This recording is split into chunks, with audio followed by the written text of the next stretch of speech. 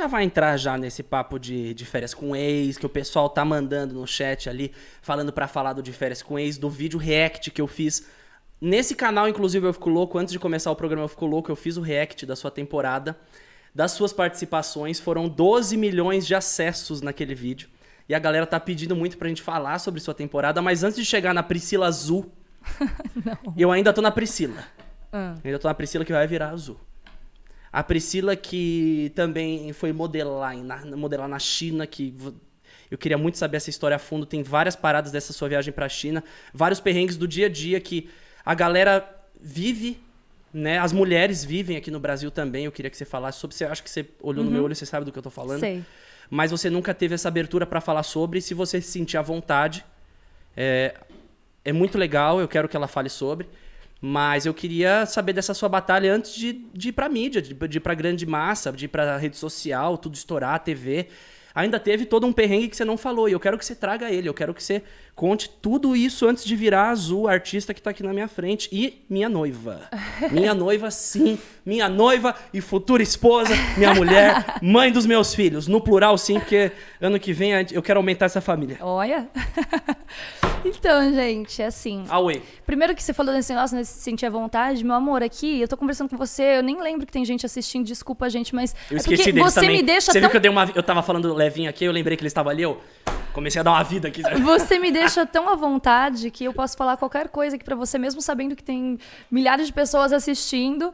Porque, assim, existem assuntos, sim, que, tipo, às vezes eu acabo privando de ficar falando e as pessoas têm que respeitar, porque se a gente não quer falar sobre o assunto, é porque às vezes não é a hora, às vezes eu não tô afim. E tudo bem, sabe? Ninguém tem que expor 100% a vida. A gente tem que se blindar em algumas determinadas situações.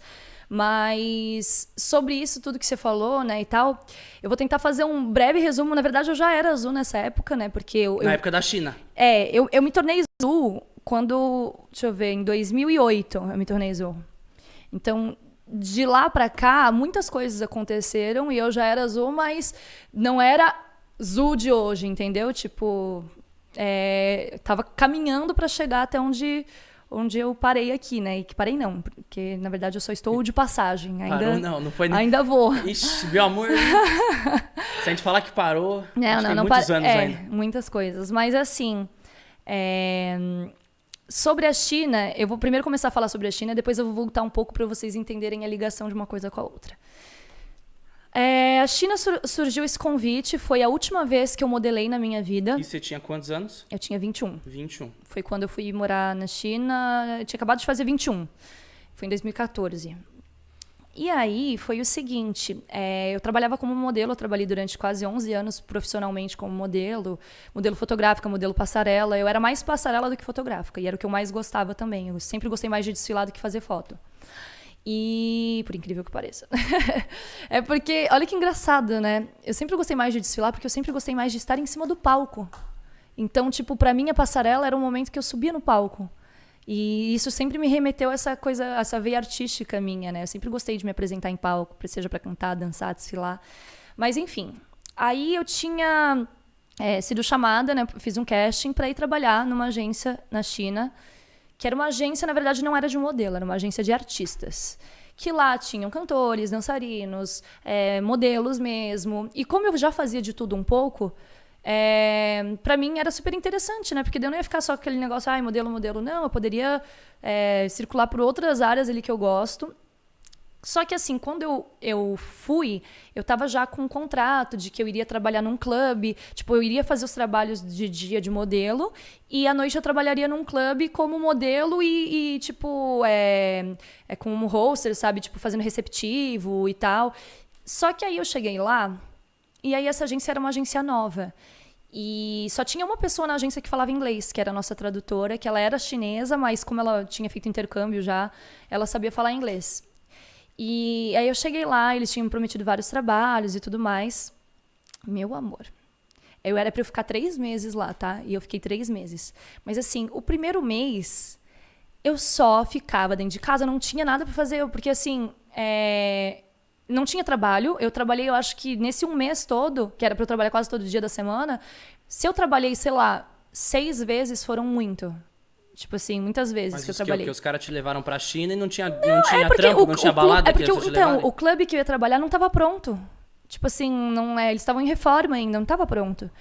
E aí, nossa, eu passava muito tempo dentro do apartamento, e aí, tipo, eu dividia apartamento nesse tempo, assim, eles iam mudando a gente de apartamento com outros modelos. Então, eu morei com uma menina da Sérvia, morei com uma menina da Rússia, da Eslováquia, morei com uma menina da Hungria. Tipo assim, várias... Isso pra mim foi muito legal, porque você troca, querendo ou não, cultura, você troca, tipo, figurinhas, assim, tipo, de cada região, de cada pessoa. A maioria das meninas também não conseguia falar tão bem inglês, então era uma comunicação também que não era tão longa assim, sabe? A gente falava o básico ali para conseguir conversar. E nessa viagem que eu fiz, foi assim, né? Eu falei, eram 3 meses. Aí esse primeiro mês que me prometeram mundos e fundos e eu não estava fazendo quase nada, eu comecei a ficar com uma torcicolo, porque eu sempre tive problema de coluna. E lá a cama da China, tipo assim, é um pedaço de pau com uma fronha.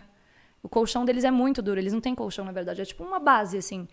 E aí, imagina, eu acostumada a dormir em colchão macio e tudo mais, eu comecei a ficar com torcicolo, porque eu só dormia, não tinha o que fazer. Deve ter o colchão, o que te deram era esse, Não, né? não. Lá é cultural, tanto que a maioria dos chineses não tem problema de coluna justamente por isso, porque eles Sério? dormem da forma certa. Isso eu não fazia ideia. É. Não, tem muita coisa da cultura chinesa que você fala assim, gente, por que eles estão fazendo isso? Mas é muito inteligente, tipo assim, é muito pra frente, sabe? O banheiro é normal também, que nem o nosso? Na verdade, o vaso sanitário deles, a maioria dos lugares é no chão, assim. É tipo um vaso que ele... Tipo, pensa no chão, e aí tem o buraco, e aí tem o vaso de cerâmica, só que é no chão. Que também é muito inteligente, porque, tipo assim, pra você fazer as necessidades, você precisa, principalmente as meninas, né? Você precisa ficar de cócora, que é o correto pra você fazer as necessidades. Com a perna... De cócora, assim, agachado. Que é o mais correto pro nosso organismo. Isso eu já ouvi também. E então tem muitas coisas que são muito inteligentes, sacadas, assim. Isso eu já ouvi, lá eles aplicam, aqui a gente ouve. E uma coisa que é muito legal é que, como é no chão, a descarga é no chão também. Você pisa na descarga. Então, tipo, é muito higiênico, porque você não precisa ficar tocando, sabe? Sim. Mas enfim, aí eu dormia muito lá e daí eu comecei, tipo, pra não ficar só dormindo, que eu tava com muita dor no pescoço, eu falei assim, quer saber? Eu via as meninas sempre indo pra balada, eu falava, vou pra balada com elas. Aí comecei a ir pra uma balada lá, que é muito legal, gente. Se você um dia for pra China, vá na True Color. True Color? True Color. É uma balada... Hã? Então, eu morei em Chengdu. Chengdu. Em Chengdu primeiro. E aí, mas essa em balada Xangai? tem em vários lugares. Tem em Chengdu, tem em Xangai, tem em Hong Kong, tem vários lugares.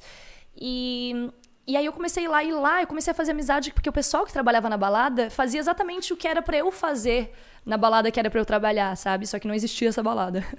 Mas assim, tinha gente italiana, tinha uma brasileira, a Tatiana, era a única brasileira que eu conheci lá, era a Tatiana, que trabalhava na balada. Se aventurando lá que nem você. E aí tinha muita gente lá trabalhando e, nossa, a balada era muito legal, porque assim, lá a balada funciona de segunda a segunda.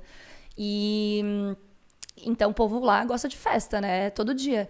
E aí eu comecei a ir várias vezes, assim, aí tinha shows, tipo, sei lá, o palco é uma passarela, porque tem uns desfiles das meninas vestidas de Victoria's Secret, tipo, isso, assim. E aí daqui a pouco a pista, esse palco, ele desce, aí sobe, aí começam umas atrações com gente cantando, aí DJ, aí começa uma chuva de papel picado, aí vem um mágico, tipo assim, é uma coisa alucinante. Juro, é por isso que eu falei, se um dia você for na China, vá nessa balada, que é muito boa. E aí eu comecei a gostar muito de frequentar, porque eu não tava, né, não ficava em casa pensando besteira, parada, e curtia.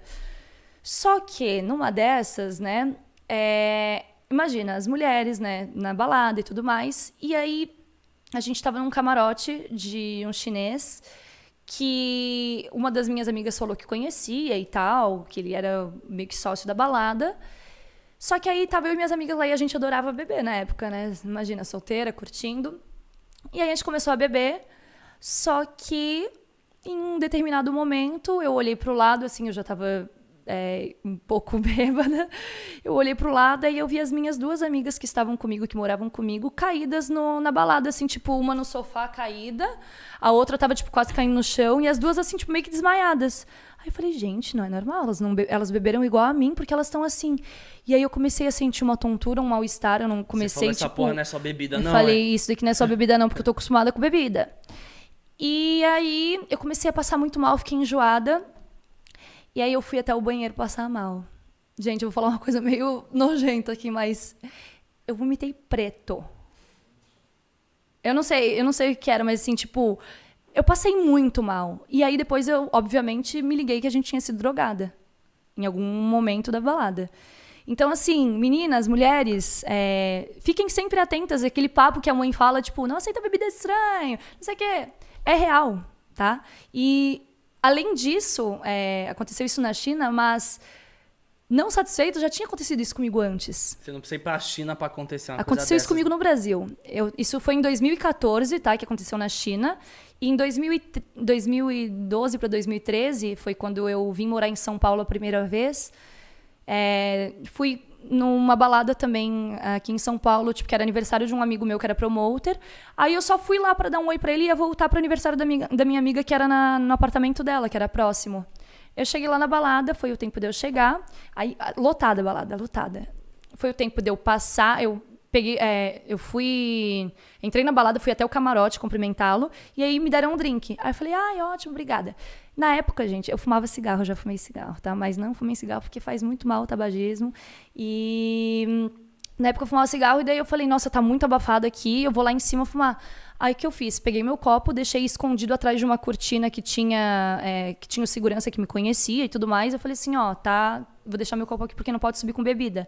Aí fui lá, fumei um cigarro, na hora que eu desci, meu copo tava intacto ali, paradinho. Peguei meu copo, tomei um gole só tomei um gole pra, né, dar aquela hidratada na boca e fui embora. Gente, no táxi, na hora que eu entrei em táxi pra voltar pra casa da minha amiga, eu não conseguia me mexer.